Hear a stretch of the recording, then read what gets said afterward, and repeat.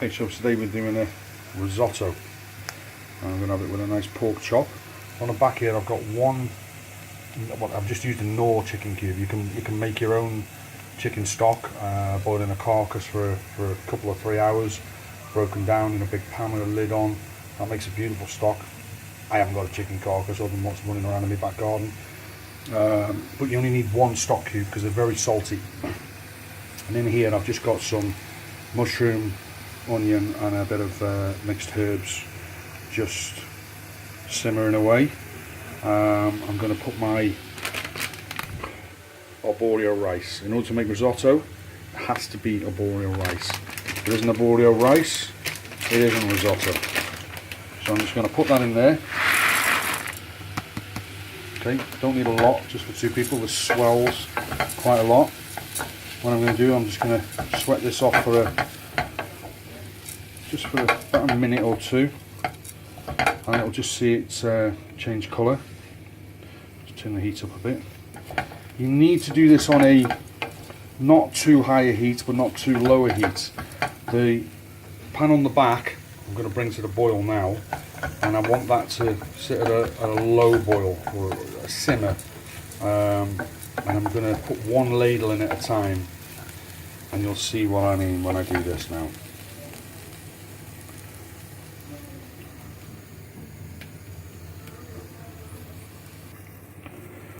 So I've put the first ladle in a bit, about 1.5 ladles because I just started off with, and you just let that continue cooking until you see most of the water sort of evaporate. Really, you don't want it completely dry, you want it to reduce quite a lot. The rice will start to soak it up and it'll start to change colour a little bit as we go. The mushroom colour will take on, it will go like a grey colour, and at the end I'm going to finish this off with a knob of butter and a little bit of just a touch of cream and a bit of seasoning, a bit of salt and pepper, and then we'll go from there. So that's just sat on the back now at a low heat. This is one of the easiest things to do really if you do it right.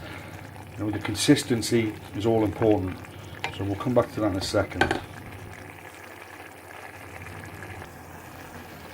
Okay, so this has been on quite a high simmer now for about 1.5 minutes, 2 minutes. So I'm now going to, you see that a lot of the liquid's gone. I've got the back pan on a high. I'm now going to put another ladle of my stock in, and it will continue to boil. But that's the idea. You're not putting any cold water in there. This needs to be on a low boil on the back. You don't want it, you put it on too high, it'll just all evaporate. Because this takes about 15-20 minutes, depending on how much rice you use. And I've just put enough in, which is probably about 3 or 4 tablespoons of arborio rice in, which is more than enough for 2 people. And you have to stir it continuously. Don't take your eye off it for a second, because, well, it'll just burn basically. The whole process in between putting a ladle in and putting the next ladle in is probably 1.5 minutes, 2 minutes. So you just let that boil away and just keep stirring it, and happy days.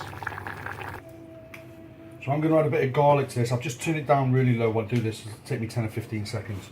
1 clove of garlic, hit it with the back of a knife, squash it down. That releases all the oils from the garlic and the flavours, okay? And I've put a little bit of salt on. Now this salt will act as a grinding stone, okay? So I'm just going to chop that up quickly. It doesn't have to be too perfect because I'm going to puree it now. I haven't got a garlic crusher, so if you use a knife, put your fingers on the back, away from the blade, and push down hard. Okay, this will puree it. I could probably do this quicker than most people can puree it in a garlic crusher. Okay, so basically what you're doing is you put your fingers on the back of the knife, you put your finger here, you're holding the blade, the handle firm, and you just push, push, push. You need a good knife to do this, one that you're comfortable with. And then when you've done that, once you suss it out, you can do that and you've got all the garlic. That now is going to go in the risotto halfway through cooking. If you put it in too early, it will burn the garlic and the garlic will go very bitter. If you put it in halfway through and you've still got quite a lot of liquid in, then you're laughing and you'll release all the flavours. Okay, this is near finished now. I've just had a taste of it. It's nice. It's not crunchy, but it's not soft at the same time. This is like a minute or two away from finishing. So I'm going to add a splash of cream, single cream, and a knob of butter, and then I'm going to let it rest for 5 minutes, and it'll absorb all them juices and it'll just thicken itself a little bit, and it'll be perfect.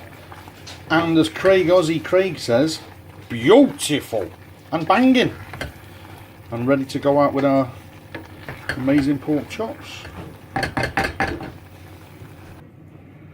Okay, so I've took this off the heat now, and it tastes amazing. It's really good. It's the right consistency. If I do that any longer, I'll end up with mush. I mean, as it is now, it's got a nice bite to it. It's not too soft. It's not hard in any way, shape or form, pardon the pun, but it's just right. The whole thing takes about 15 to 20 minutes. You've got to test it, you've got to keep tasting it.